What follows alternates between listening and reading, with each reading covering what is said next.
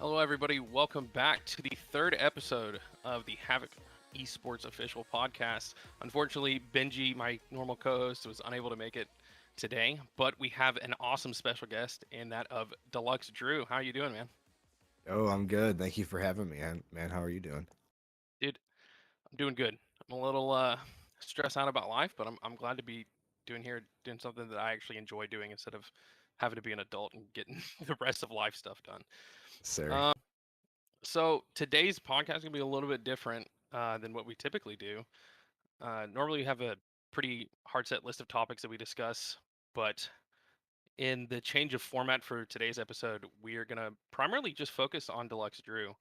So, for those of the people listening and the viewers, why don't you go ahead and just give us a little quick rundown about yourself, who you are, what you do?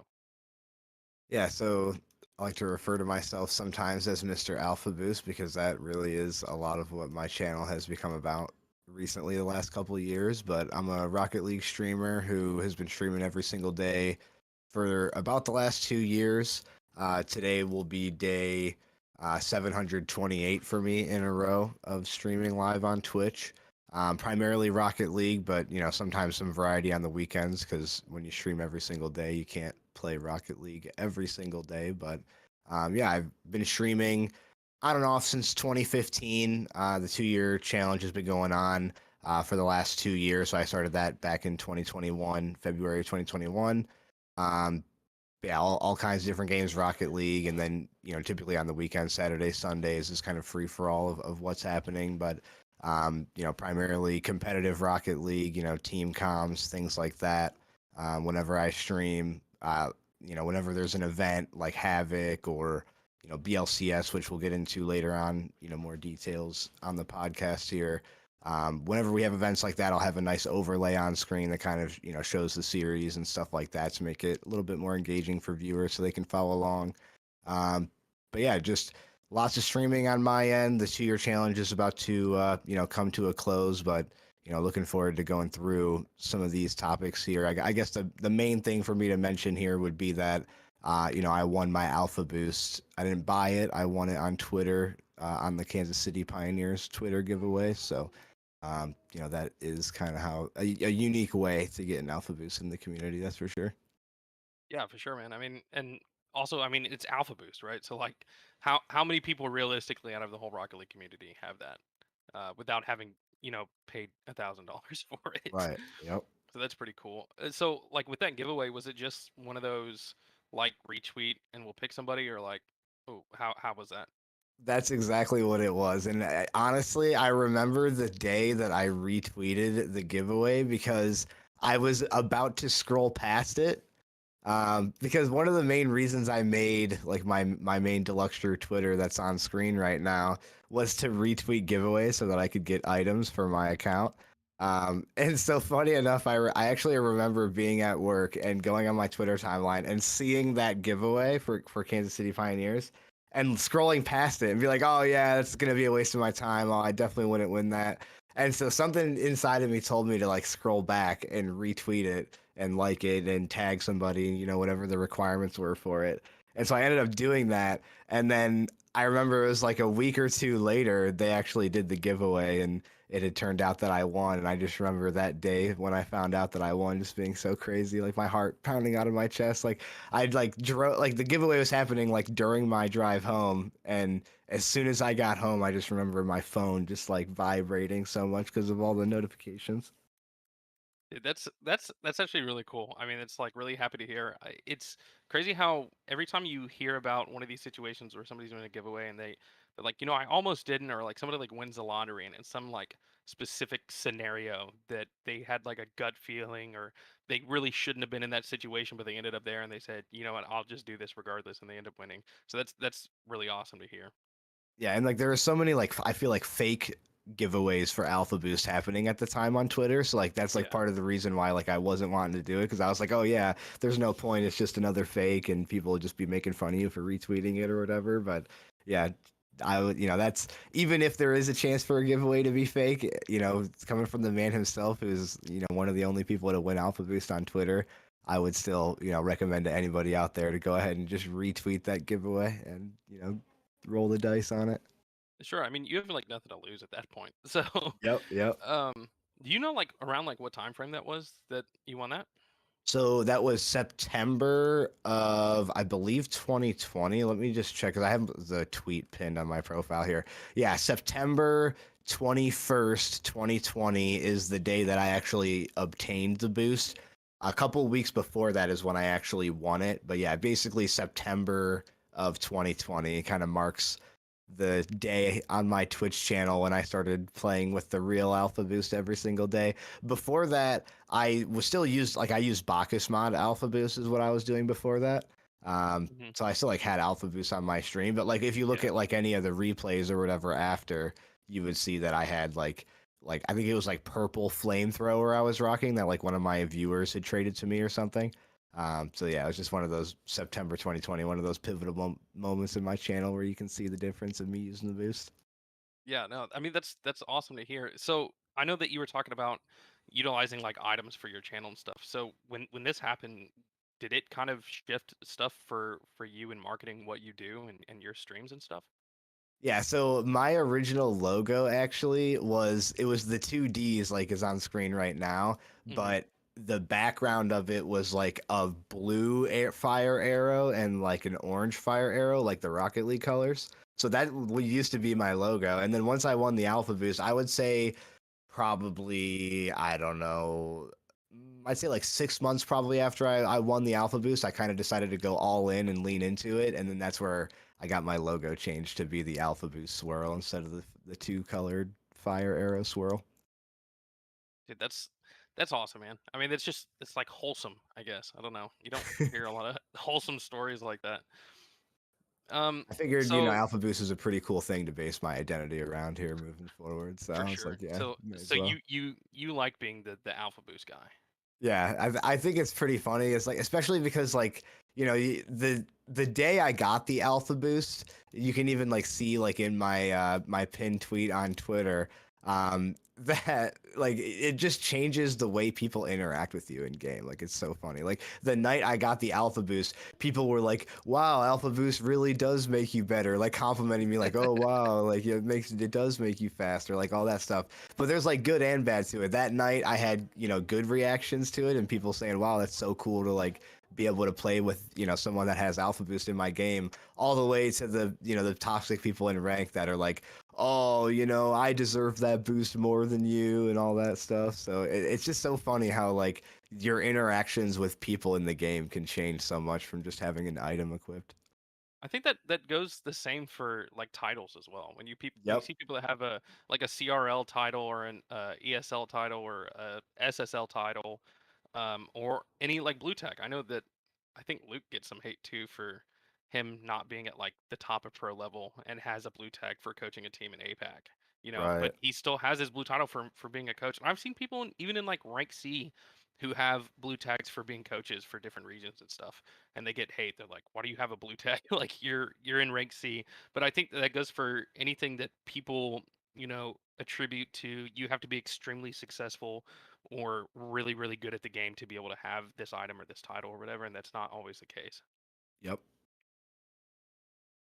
So you started streaming in 2015 and you're 25 years old, so that would have been like probably like right after like you got out of high school or like right as you were finishing up high school, huh? Exactly. Yep. Yeah. Senior year. And back in 2015, it was not, to the level where I'm at today, obviously. I mean, Mhm. everybody starts somewhere, right? So in the beginning, it was a lot of, I had 20 followers and I was doing a lot of zero viewer streams, not even where you have the one viewer, but straight up zero viewer streams because I wasn't, hip to the point of like, have your phone open to get that one extra viewer to push yourself that little bit further. So back in the beginning, it was, maybe one stream a week and my internet wasn't so good back in the day. And, it was all kinds of different games. It wasn't even Rocket League at that point. It was Minecraft and, whatever other games. I would say primarily I was streaming Minecraft back in the day, but, whatever game I was playing at the time, honestly, like way back then, like 2015, 2016,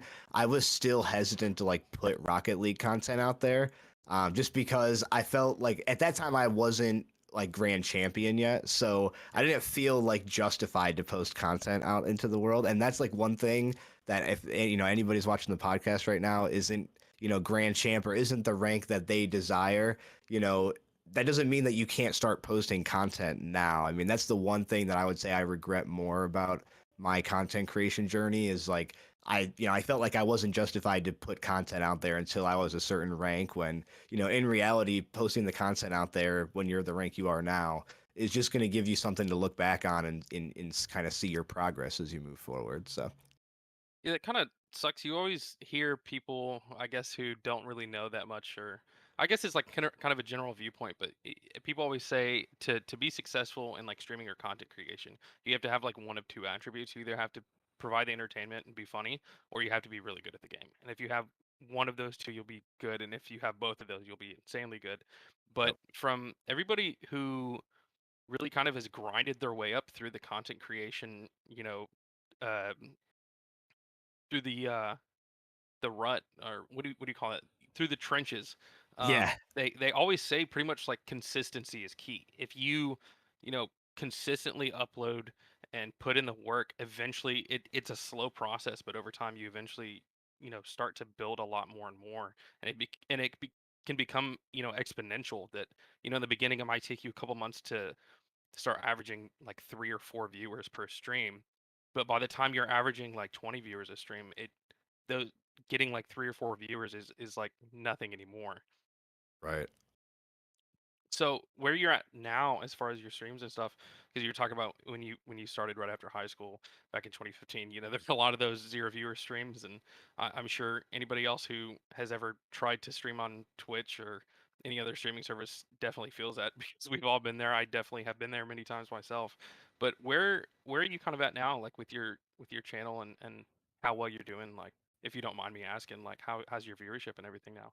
Yeah, so viewership's good. The thing about streaming every day is that, everyone that, watches streams, they're all pretty busy as well, living their lives and, working and all that kind of stuff. So one thing that I try to keep in mind when I, go live every day is that, everybody else has got their own lives going on and, not everybody has the time to jump in during the Yeah. stream to say what's up. A lot of people will catch the VOD after and stuff like that. So that's one thing to keep in mind is that even if my viewership numbers aren't where I necessarily want them to be, I have to keep in mind that the world, keeps revolving around, the sun no matter what. So, um, yeah, that's just one thing I try to keep in mind. But it depends on what's happening on my channel. What my viewership is. Like any other Twitch channel, if I'm doing something non-Rocket League related, my viewership will go down a little bit. When I'm playing single player Yeah. games. But at the end of the day, there are still people that will show up no matter what for what games. And shout out to those people who come through. And I'm playing something random like a Star Citizen space game or something like that. You know what I mean? So Yeah. people, they like the vibes of just kind of hanging out and playing games like that every now and then too. But at the same time, when I have something going on like a competitive event, a tournament, an RLCS, my viewership will go up. Especially when I was doing casting for a while through Indie Gaming League, they had a lot of games going on. Obviously, when Indie Gaming League was hot back in the day, so I wasn't even a registered like caster versus IGL caster. I would just have friends that would hit me up and say, "Hey Drew, can you cast my game this week on Friday or whatever?"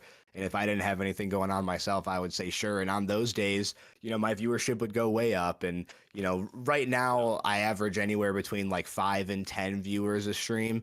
That could go down again if it's a single player game or up if it's some kind of crazy event. But viewership wise, that's where I sit. When I first started streaming back in 2015, I was hovering around, 20, 30 followers, under 50 followers for a long time. But throughout the 2 year challenge, I've grown from, I think when I first started the 2 year challenge, I had just barely over 100 followers. And, now I'm all the way up to 850 or so, 840. So still looking to cross that 1,000 follower barrier, but we'll definitely get there. Not I don't think we're gonna get there through the 2 year challenge here since there's only a couple days left, but eventually here I'm hoping by the end of this year, 2023, we should be crossing that 1,000 follower mark.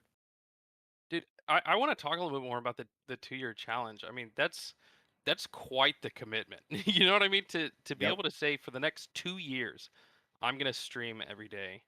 That is kind of like mind-boggling to me, as somebody who's around your age and understanding that you have adult responsibilities and stuff to do, to be able to still set aside the time to do this task every day and commit to it. That's pretty wild. Like what kind of made you want to get into that and start it? Yeah, I just like I was at a point where I wasn't getting as many followers as I wanted as a small channel, and my viewer, I wanted to grow my viewership, and I more so just wanted to make a name for myself in the community. That I didn't just want to be the guy that got Alpha Boost and got some popularity because of Alpha Boost. Like I wanted to put in the work and get better at the game. And so the 2 year challenge is just a way for me, whether I'm streaming myself practicing training packs or doing, custom maps, or whether it's actually competing or doing scrims. I wanted to basically commit to myself that, yeah, for a few hours a day, I'm going to get on and I'm going to get better at the game, or, I'm at the very least going to say hello to my community and, play some games with them. So yeah, it definitely is something where, I just wanted to commit to the grind and kind of show everybody that, I'm not just here because I won Alpha Boost. I'm here because I want to work hard. So. Yeah, and I think it's smart to, people that have boosted themselves into higher levels of any type of like social media or channel building and stuff. They're smart if they utilize these niche events that happen, or these exceptional circumstances, to in order to boost their growth. Like people that will have like that. You see it on like TikTok. TikTok's like huge for most everybody knows what it is nowadays. But people like won't have any content creation whatsoever, and they'll have like one. They'll just post like one random video of something they think will do really well, and it goes viral. And then they'll use that to like kind of kickstart their content creation, and it's so much faster of a process for them because they utilized that exceptional event to be able to kickstart the whole thing. And I think it's smart because like you said, like September 2020 is like when you physically got the alpha boost, and then February 2021 was when Yep. you started like this 2 year challenge. So I think that that's like good on your part, and not just to separate yourself from just being alpha boost. You want to cement like what you're doing as far as content creation, but in order to just it's smart to do that. I mean, I don't think there should be any hate for stuff like that. People that market correctly understand that stuff like that needs to be taken advantage of. Yeah, and part of the 2 year challenge for, committing to streaming has meant sacrificing some other aspects of my content creation journey. So definitely I think that I could be spending more time like making, short form content and posting it on TikTok and YouTube Shorts to get my name out there even further, other than just, clicking the go live button every single day. So there are certain things that I've sacrificed to go live every single day that I'm actually looking forward to once the 2 year challenge is over here in a couple days at the end of January here.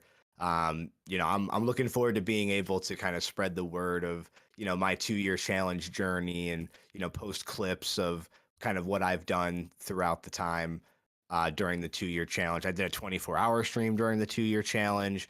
I had countless, competitions for Rocket League throughout the 2 year challenge. I completed, countless single player games throughout the 2 year challenge. So, I'm looking forward to, create actually diving more into the content creation journey because I've more so been kind of labeled as like a streamer because of the 2 year challenge. So as much as it's helped me kind of grow into who, where I am today, I feel like it, another thing that I don't really talk about a lot is how it's, kind of held me back in some areas as well. Yeah, and you talk about how you've had to sacrifice for your own personal growth as far as content creation goes for this challenge. I'm curious, outside of who you are as a content creator and everything, and what you're doing as far as your brand is in your personal life, have you had to sacrifice a lot and able to keep up this challenge and keep at it for 2 whole years? Yeah, definitely. And so I do have a full-time job outside of Rocket League, obviously, to pay the bills and all that stuff. So, Yeah. working the classic, 8 a.m. to 5 p.m. with the hour lunch in between, on top of the 2 year challenge, as well as I have, a family. I've got a girlfriend. I've also got a 4 year old daughter as well. So, grinding through all of that, and keeping the streams going. That's definitely a lot to keep up with. But I've had times where I even like recently a couple weeks ago I had to travel to Atlanta, Georgia for work, and I had to get up early in the morning and pop a stream off in the morning before I had to go and do what I needed to do for the day. Go to the airport, get back home. I always made sure to pop the stream on, even if I had traveling for work going on. So yeah, it's definitely a lot to juggle with, paying the bills and making sure I can go live every day.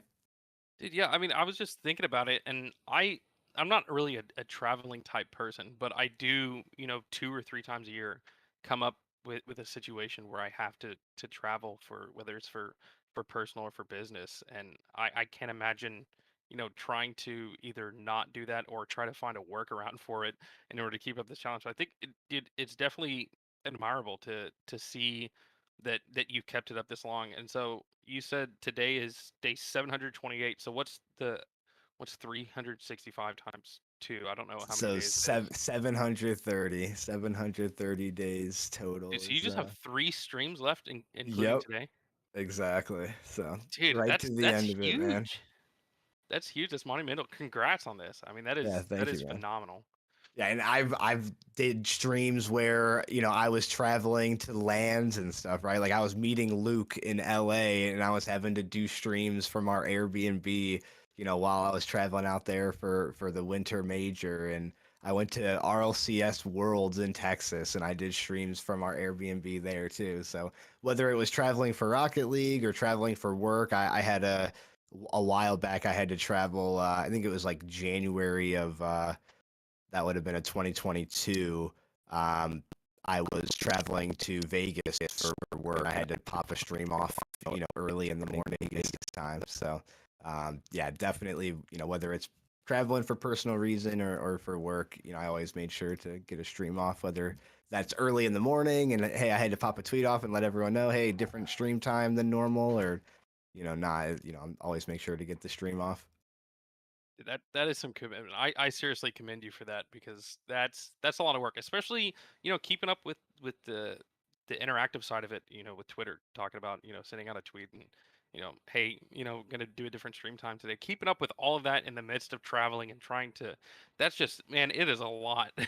I'm Yep. kind of blown away with how much is involved with all of that and just doing it for that that long. That's just crazy. Also, I'm upset because you were talking about how you were still streaming when you went to LA for the what that Yeah, for was the winter the major.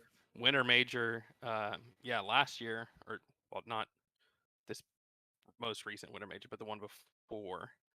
Right. Yeah, and then into Worlds as well. I actually was at the LA Major with Luke and Tim, and I saw you like in passing because I think you were wearing a hoodie with your Yep. logo on it, and I was like, I Exactly. recognize that guy from Twitter, and I ended up not meeting you, even though I was at the event with Luke and everything. But Luke obviously networks far more than I do, so I didn't know, half the people that he was meeting. Everybody's coming up there like, is that Luke? And I'm like, how many people does Luke know? But Yeah. just it's kind of I kind of piggyback off of him as far as networking and stuff goes. Like I think it was at the Worlds in Texas that he was getting a picture with Voltero, and I actually wanted to get a picture with Voltero, but like I didn't know Voltero enough to in order to approach him myself, so I definitely like piggybacked Luke's interaction with him in order to like Yeah. approach him.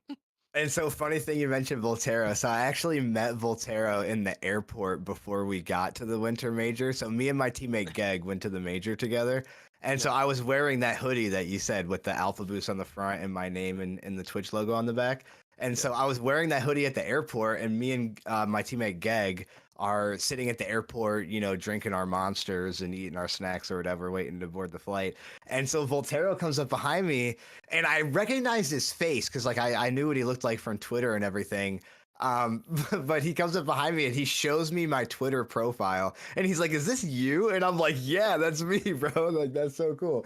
And then like we ended up taking a picture together and stuff like that. And yeah, it was yeah, meeting Volterra was pretty cool. That is a really gifted player, man. He kills it during the RLCS calls, that's for sure.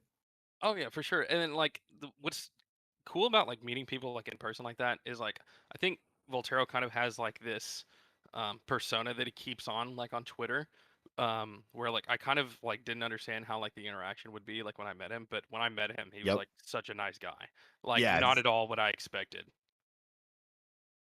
Yeah, everybody in the RL community loves to toss their memes around on Twitter, but from what I've seen so far, no matter how many memes people are tossing around, everybody's been super nice in person. Yeah, there was like one guy on I think it was on Twitter that I don't remember what had happened, but I got into it with him and he was like, "Oh, I see like you're going to Worlds in Texas.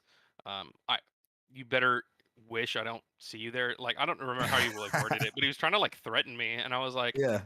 "Dude, you're more than welcome to come say hi if you see me." And he's like, "You don't want to see me." And I was like, "Dude, okay." I was like, Arm I'll be wrestle me pretty obvious to outside, spot." bro. Dude, I'm like, dude, I'm a big tall dude with a mullet, and I'll be wearing a Havoc jersey. Like, I'll be easy to find if you actually want to come and find me. If you Right. don't see me, I'll assume it's on you. Split PS4 split screen 1v1 at the Airbnb. Settle it like men. Dude, every time I see those booths set up at the events where people are like 1v1ing and stuff, I feel like just because the setup is so different than what you're used to, playing at home on your PC, that I Mhm. just my brain wouldn't be able to get around it, and I would just look like a diamond player. So I never actually try to get in line for any of those things. Yeah, it's funny you say that because at Worlds in Texas, there actually was a booth. Like Furia had a booth where they had like Yeah. two setups up there, and you could do like 1v1s with whoever you're in line with. And I ended up doing that and winning like a scarf. And I'm not gonna lie, man, winning a scarf at LAN because you won a 1v1 is like top five peak Rocket League experiences. Like walking Yeah. around with the scarf on your neck because you know that you were better than one person when you had 30 seconds to go through your camera settings and do your controls and everything. You're like hitting the air roll button and the scoreboard's popping up because you forgot to unbind the scoreboard, stuff like that. That's where real men are made right there, is the LAN 1v1s. Dude, yeah, that's like something I wasn't even thinking about. I was just thinking about like the environment, like you're outside primarily, and then like it. Well, I guess in LA, like a lot of the booths were outside, but in Texas they were primarily inside. But you're in just such a weird environment, and there's people standing all around you, and it's loud, and you're not in like your chair. Like everybody, I feel like has like their chair and their seating position and all this, and they're used to. Some people are used to 240 hertz, some people are used to 60, and then so you Yep. change all those things. I'm thinking just that is enough to throw somebody off their game. But then like you throw in that every person has different settings and you have to go through in a set amount of time and change out your camera settings and your controller bindings to be able to match like what you do. And then again, if you forget one of those things, that's a whole lot, man. I would definitely not do well in that. I'm a very situational based player that if I have my setup like right, I may do half decent, but outside of that, oh man, I would look like a fool. Yeah, I still think it would be really cool for someone to do like an official like RLCS after party tournament, like at an Airbnb, like have a bunch of setups there, like have a full on like actual like LAN tournament, like right after like a LAN at RLCS. I think would be like really cool to do. Dude, that would be really cool. Also, Maybe something for content creation in the future here for yeah, dude, that DeluxeDrew. would We'll be. see. I feel like not enough people do that. I know like some like of those big content creators like get together at these events and they'll have that like one house that they go to, but like you got to know somebody and able in order to get invited and stuff like that. But I think like a more um I guess like I don't want to say like dumbed down version, but like stuff for like the smaller people, like because that's always like the big people, like all those big Twitch streamers and like Musty and um all like the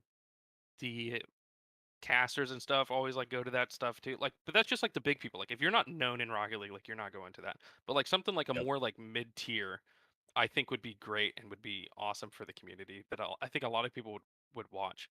Yeah, and for like kind of propelling, like I feel like right now there's a lot of opportunities for like mid-tier Rocket League streamers to propel themselves to like the top tier, but there's Yeah. not really a lot of resources for like low-tier Rocket League streamers to propel themselves to that middle and top stage. There's not really a lot of like vertical movement for those lower tier streamers. So that's something where, an event, if the mid tier streamers throw an event where they also invite some of the lower tier streamers, it would just help. I feel like everybody involved. So Yeah, no, I agree, and I think that's a really good, content creation opportunity, not just for the lower tier people, but for the mid tier people.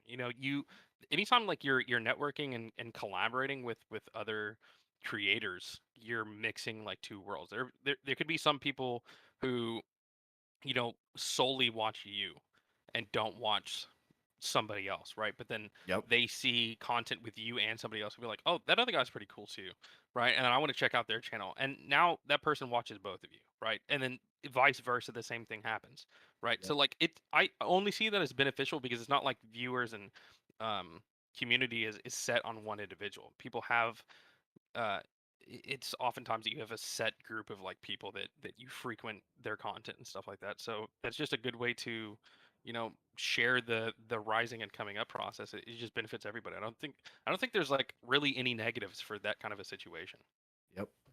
And so I saw a question from Luke in the Twitch chat here. I just wanted to talk about. So he asked, "Does Drew have a Discord or TikTok to cultivate his community more?" So right now, I do not have a Discord server, which is one thing that I'm looking to change here once my 2-year challenge is over. That's one of those things where I haven't really been able to create a Discord for my community. I've always had a Discord for like my team, so whether it's been like an Aura Discord or even back in the day before I got picked up by any orgs, we had our Jaguars was our pickup team name.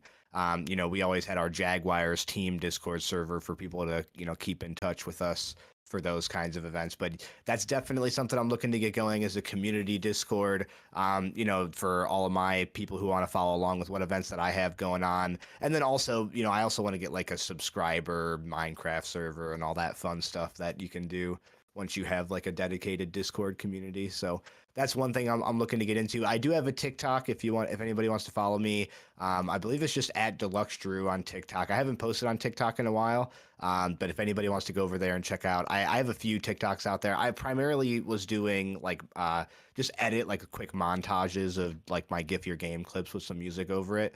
But I just haven't, again, because of the whole 2-year challenge, haven't had a ton of time to get into that. So those are two things that I'm definitely looking to be more active in doing once this 2-year challenge is up here. But maybe we can kind of use that as a way to segue into talking about Indie Gaming League a little bit more and kind of my history as like a competitive player, if you want to head that way. Sure.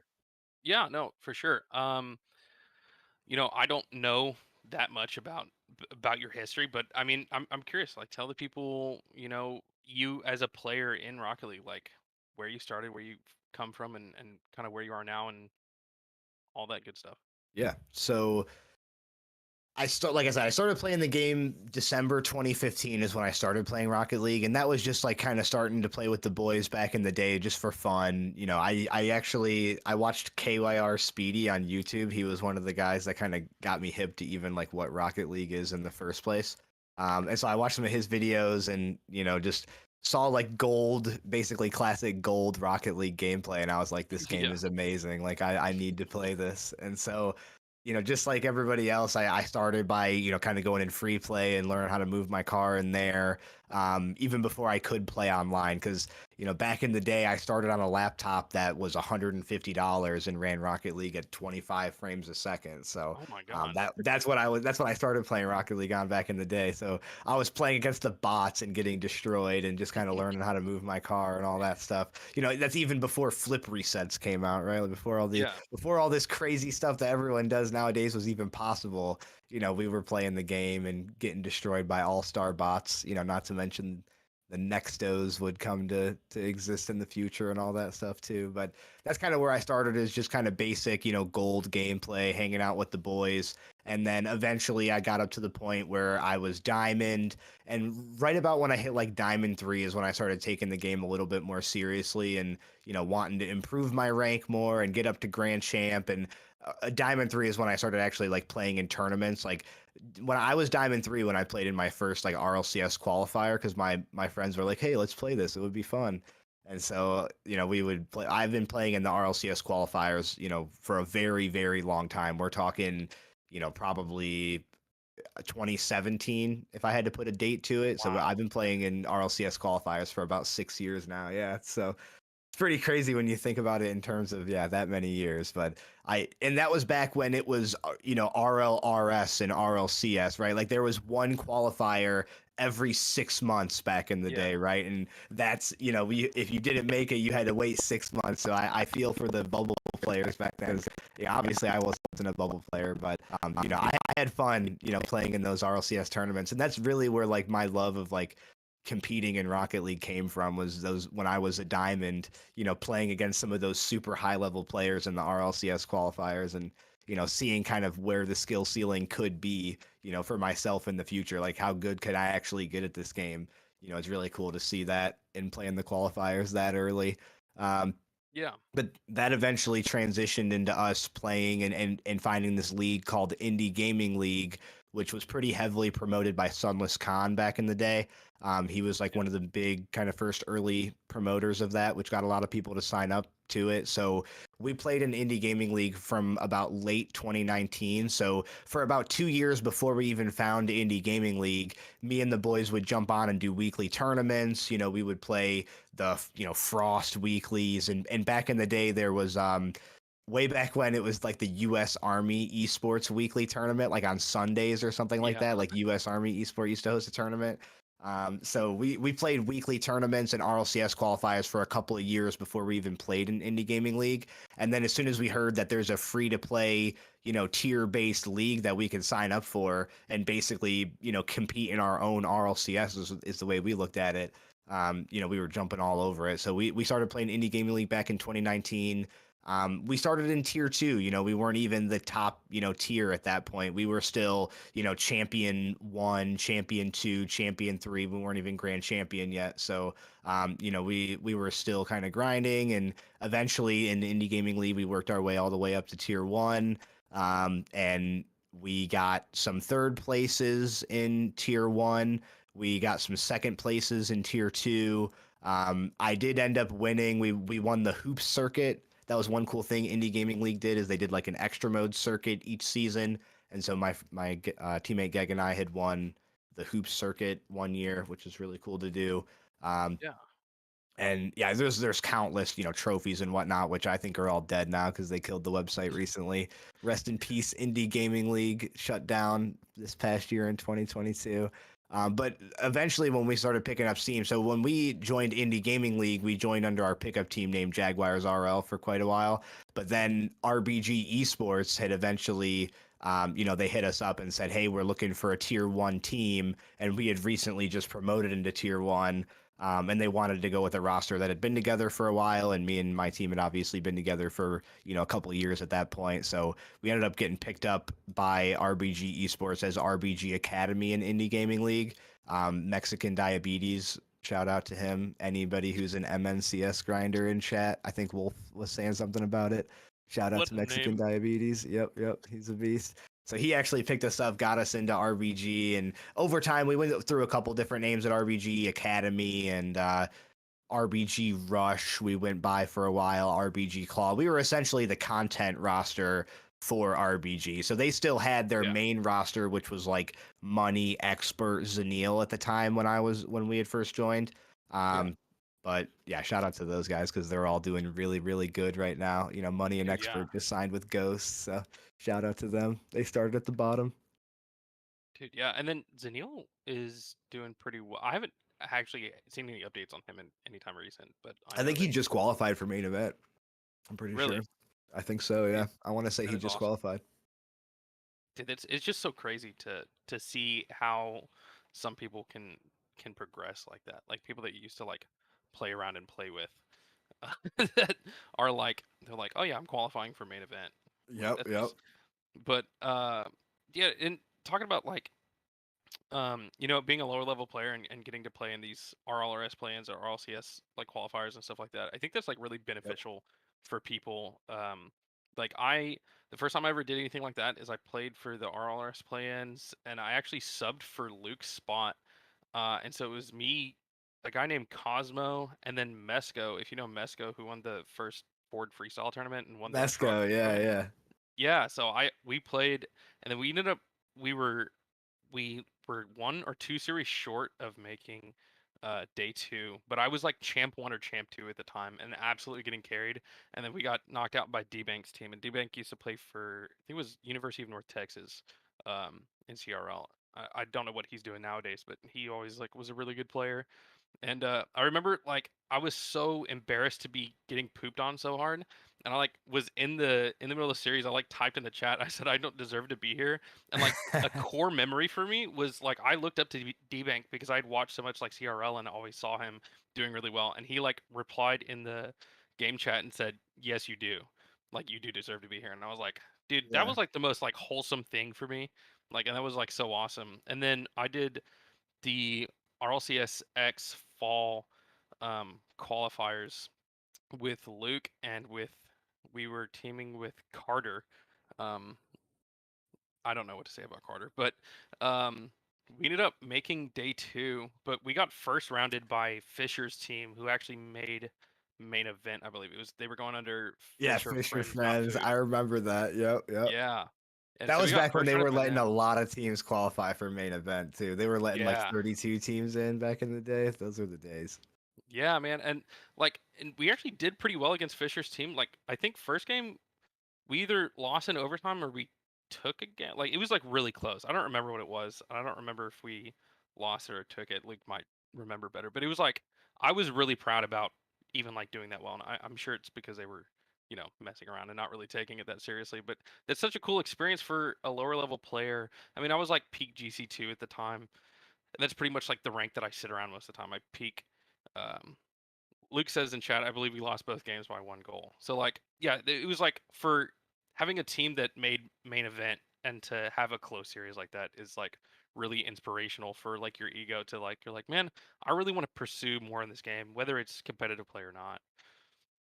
Yeah, I But just yeah, think it's so really cool that during the RLCS qualifiers, like any team can play any team. Like you could have diamonds versus SSLs, you could have yeah, GC1s versus GC2s. Like even just this past qualifier, my team and I, we had played like a GC1. They had like one of the guys had an SSL title, but it was like a season 3 SSL. But they were all about GC1, GC2 in the first round, and then in the very next round we played XT, which was a rank X team, like a rank A player and a couple of rank oh X wow, players. So, and it's just so cool to like, I don't know. I think it's cool to like just get the opportunity to play against players of that caliber. Even if you don't necessarily like deserve to because you're not the same rank as them or whatever. Just that's the thing about RLCS qualifiers is it doesn't matter if you're a diamond or a gold or if you're a rank X player. If you're not in that, let's say top 16 or top 24 or whatever that get to auto qual for the closed qualifier at the very least, you got to go through the entire gauntlet just like everybody else, which I think is one of the really cool things about RLCS. no, for sure. And then that definitely is as a lower level player. I mean, even like GC1 and below, that is like your best opportunity to play against some like really high level teams that you would otherwise not realistically have any opportunities to play with. And if you're honestly trying to get better, there's no there's no like downside to doing that. I mean, even if you go into it, you're like, man, I want to do this and have fun. You save those replays. If you get put up against like a rank A, rank X team and you get destroyed, it doesn't matter. Go save those replays and go watch what they did to you. I mean, Yeah, and watch you're the in the other team's lobby. perspective. Exactly. Exactly. Yeah. And people, I think that's underrated. I don't think that's utilized enough by people. I think people just kind of like discredit, getting pooped on. I think getting pooped on is a really good learning experience. Like there's a Yeah. reason that you're getting pooped on. They're doing something a lot better than you, and literally you're already in the game. Save the replay, go back and watch it, and you Yep. can watch from their perspective. Watch how garbage your challenge was when you didn't think it was a bad challenge. You know what I mean? So, but so I'm curious because I don't really keep up with IGL or any gaming league. Why did they shut down last year? What was that about? So they were essentially expanding to the point where they weren't going to be able to keep up with like the number of players and teams that were getting involved because they had thousands of teams. Like they had, and not just Rocket League, but other games too. Rocket League was definitely their primary game, but essentially they weren't going to be able to get like API support from Psyonix to automatically like analyze people's ranks and categorize them into rank tiers and stuff like that. They were having to do all that stuff manually, is my understanding. And also, like their monetization was pretty limited due to the Rocket League terms of service. As Ah, far as okay. like what they're allowed to have people pay for. So yeah, just basically all of that was a perfect storm for them deciding to move on from Indie Gaming League. And I don't know. I love the guys at Indie Gaming League. I met T now, one of the main kind of founders of Indie Gaming League, at the Winter Major. I met him in real life and got to talk to him for a little bit. But I wish that the Indie Gaming League shutdown was handled a little bit differently. I wish it was more because like they basically had an entire community of players and casters that were, pumping out games every single season, and they just ended it with giving them no direction. They didn't recommend, hey, go sign up for this, or if you're a caster, go hit up this person, to continue doing what you need to do. They basically just shut it down and, didn't really give anybody in their community any direction as to like what other areas they could explore. They kind of left everybody on their own to kind of go, figure out what they want to do for themselves. And, there's communities out there like Havoc, as well as like, BLCS and things like that out there for people. But people had to discover these other leagues on their own, whereas I think Indie Gaming League maybe could have done a better job of kind of funneling people to a different area, a different outlet for their creativity. Yeah, and it's unfortunate that they shut down, and it's I think it's always like easy from the outside maybe to say, I think this could have been handled better, and I do agree with that. Like based on like what you're saying, I do think that there was more that like could have been done. But I will give like the benefit of the doubt that maybe it's just something that like nobody else really knows, that maybe restricted um their care or their ability to be able to handle it more appropriately. But so after that shut down, um did you immediately, so you're with Aura Esports now, like kind of how did you go from the shutdown of IGL into to where you are now?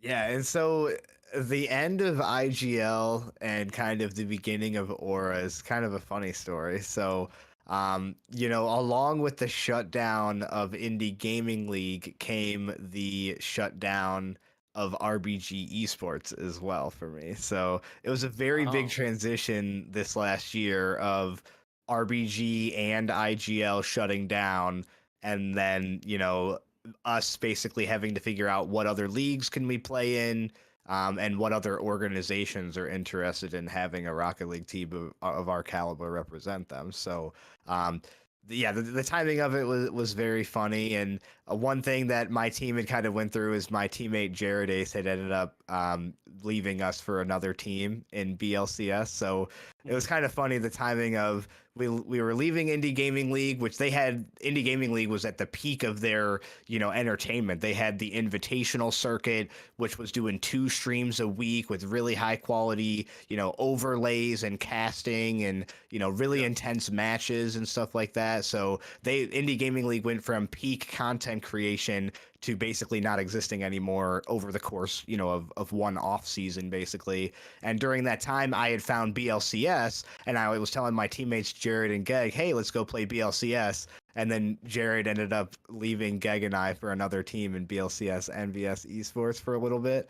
And Geg and I were scrambling to find a teammate. And so during that scramble, we had ended up, obviously leaving RBG because RBG shut down. And then it was Geg, myself, and Volkenzi ended up joining Aura Esports together. And Aura's been a really awesome org. They've been taking real good care of us, from a content creation perspective. Making sure that we have posts out to advertise our matches and to shout us out for results of matches and stuff like that. So big shout outs to Aura.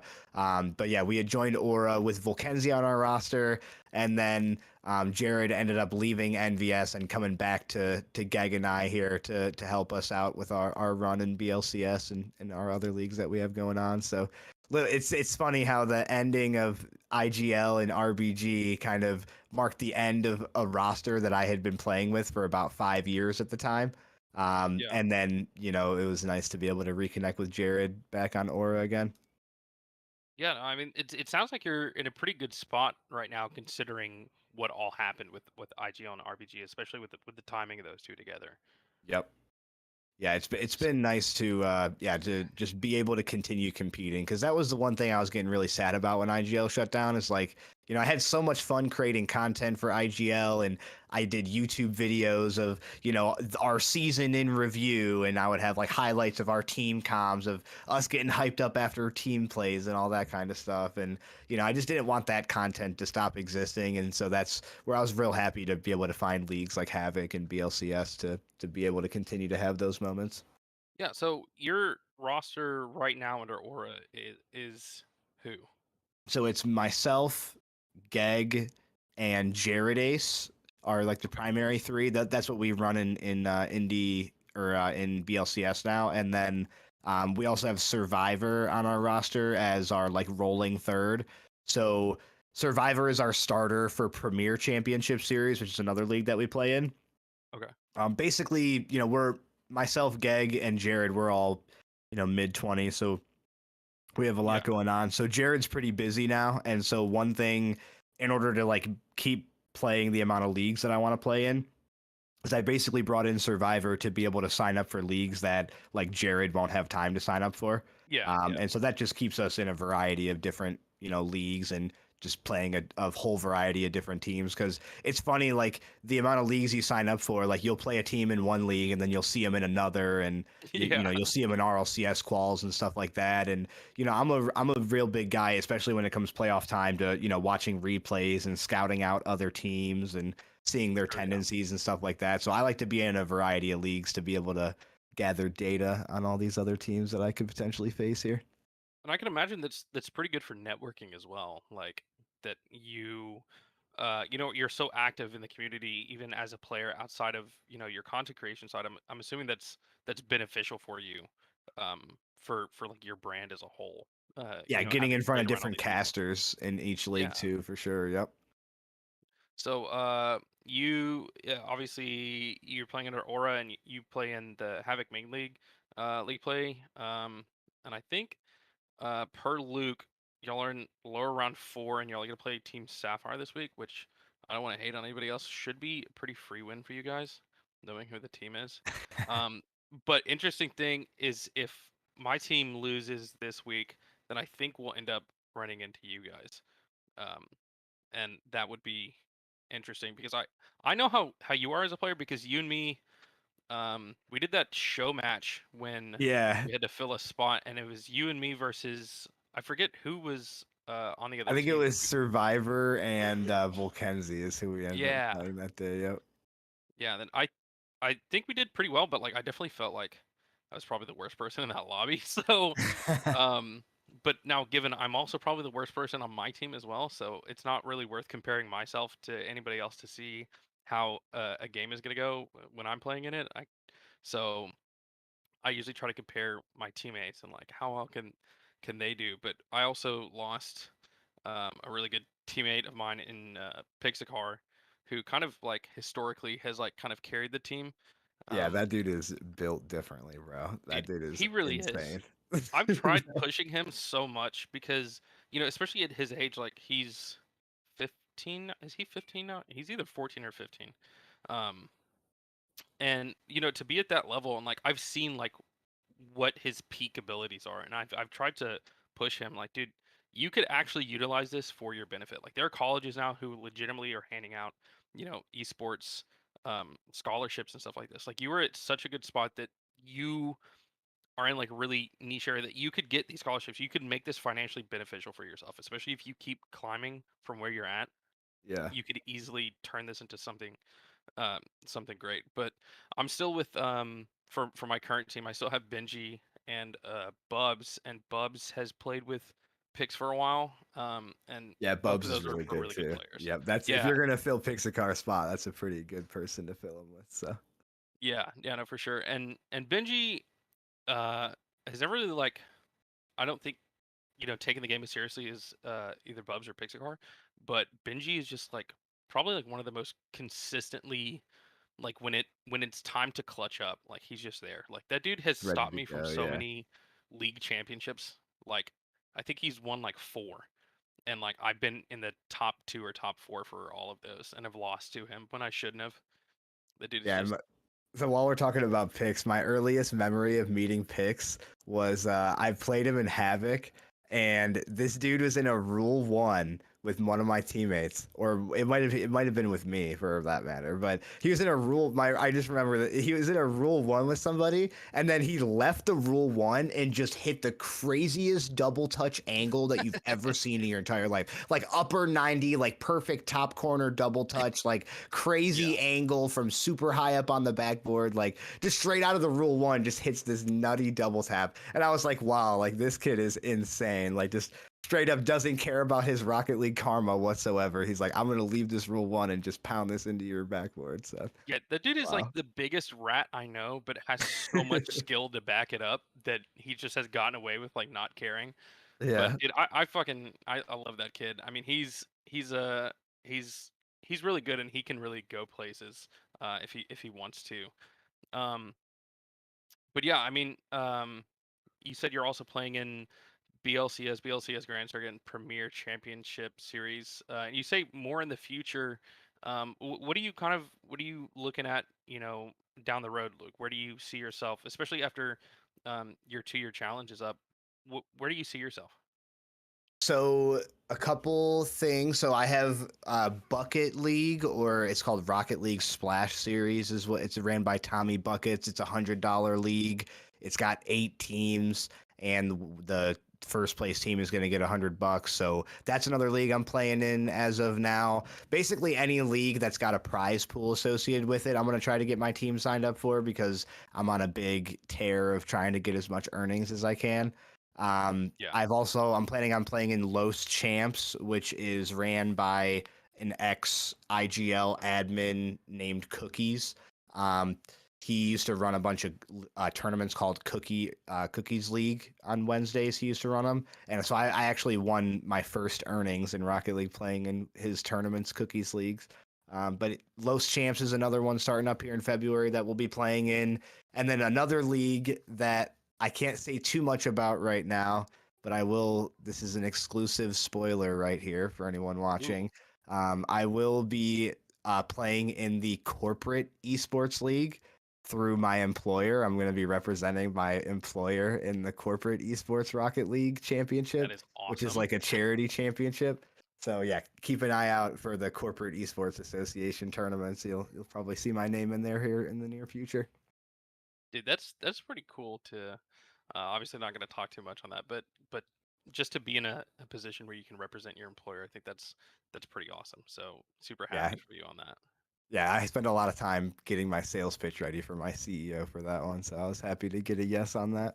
Dude, I can't imagine trying to go to your, you know, your real life employer and trying to pitch you playing a video game and representing a Okay, company. there's this game, and there's three cars on each side, and there's a Yeah. ball.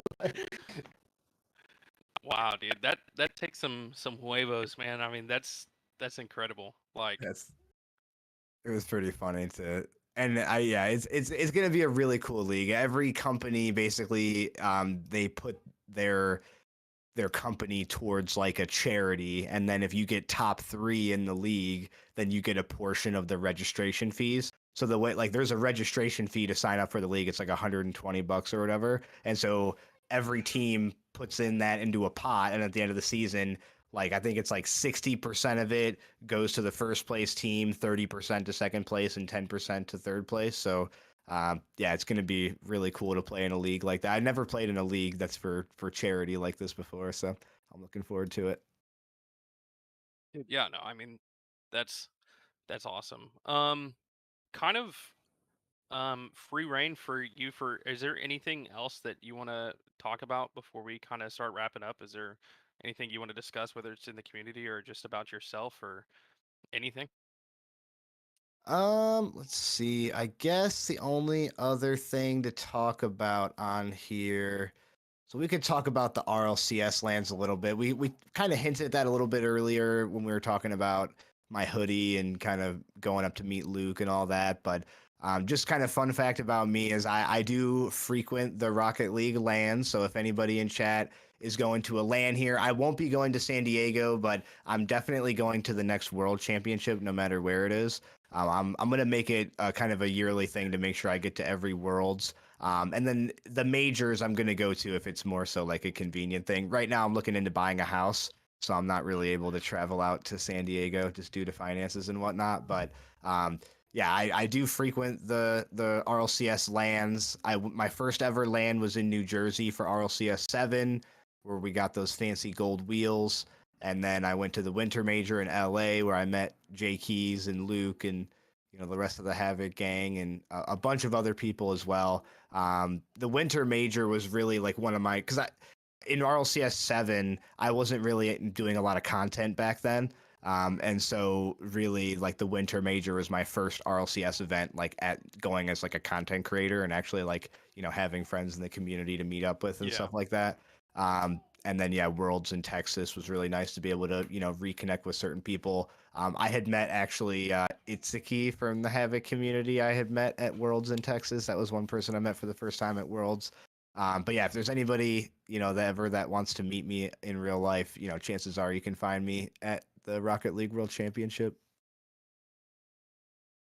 Yeah, dude. So anybody, like he said, like anybody also I want to encourage anybody who hasn't gone to an event, as somebody who's I've only been to 2 now, but dude, if you haven't gone to an event and you have the ability, sorry, if you have the ability to, you definitely should. I think that is a life-changing experience, especially if you're really enamored with the Rocket League community. I think that's like a life-changing event, at least in my Yep. opinion. Maybe I'm just too obsessed with Rocket League, but I mean, you've been to a couple as well. I mean, I think that you'd back up that. Yeah, definitely. Having gone to 3, whether you're just going to, see what the vibe is like, or you're, a decently well known person in the community and you have friends in the community you want to meet up with. It's just an overall good time. And, you get to hang out with a bunch of people in the Rocket League community, get to know each other more, get drinks, get hype for the grand finals and all that stuff. It's just a really good time. And not to mention all the booths and stuff where you can get free stuff from the orgs and there's also like the events where you can meet, a lot of the big creators and stuff like that. So definitely a good time overall. And, who knows, maybe there will be some kind of DeluxeDrew related event at one of these lands here in the future that people can attend.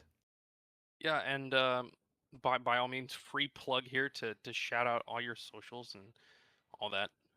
Great. If you so please. Absolutely. Yeah. If anybody out there wants to keep following along with my shenanigans, you can. The best place to follow along with me would be probably Twitter for sure. And so that would just be at DeluxeDrewRL, like you can see on the screen here on stream. I will, always post any updates of any, new leagues we're signing up for. Anytime I go live, I'll post a tweet on there. If anybody wants to give a follow to my Twitch, I will be going live here directly after the podcast with some Rocket League. So if anybody wants to come through and say what's up on my stream, that would just be twitch.tv/DeluxeDrew. You can also follow me on TikTok at DeluxeDrew, subscribe to my YouTube, DeluxeDrew. And yeah, just a big thing there would just be if you enjoy a nice vibe and some good Rocket League, feel free to come through and say what's up. Absolutely. Everybody, please definitely go support Deluxe Drew. I mean, he after I've only talked to him a handful of times, but he's been, great on the podcast, and this dude is really awesome and definitely pumps out some good content. And like we were talking about earlier, it's gonna have a lot of exciting new directions that he's gonna be heading in once he's finished up his 2-year challenge. And go Yep. support him on his last couple of streams of his 2-year challenge. I mean, could definitely use some of that. Yeah, I'll have some. We'll have a match tomorrow night. We've got a. We're gonna have a BLCS match tomorrow night for Grand Circuit, which will be my second to last stream. And then I'm still not 100% sure on what the plan is going to be for Wednesday here for my last stream of the 2-year challenge. But even beyond the 2-year challenge, I'll still have even more streams, not daily, obviously, but still lots of streams in the future. To kind of go over those competitive leagues that I'll continue to play in. But yeah, thank you to Luke, and thanks for having me on the podcast here today, Panda. Appreciate it. Absolutely. And I just want to give a quick shout out to everybody that helps support this podcast and what it is, and Havoc Esports in general. Luke, CEO of Havoc, behind the scenes doing production work as per usual for this podcast.